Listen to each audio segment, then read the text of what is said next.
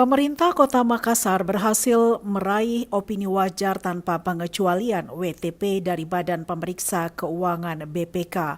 Predikat opini WTP diraih Pemkot Makassar berdasarkan laporan hasil pemeriksaan LHP BPK atas laporan keuangan pemerintah daerah LKPD Kota Makassar tahun anggaran 2022.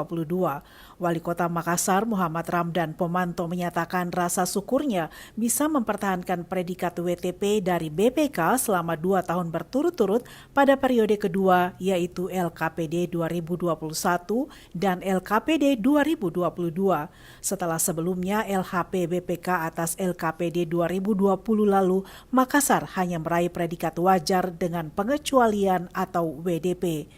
Kepala Perwakilan BPK Sulawesi Selatan Amin Adab Bangun menyerahkan langsung LHP BPK kepada Wali Kota Makassar Muhammad Ramdan Pomanto dan Ketua DPRD Makassar Rudianto Lalo, dihadiri seluruh OPD Pemkot Makassar.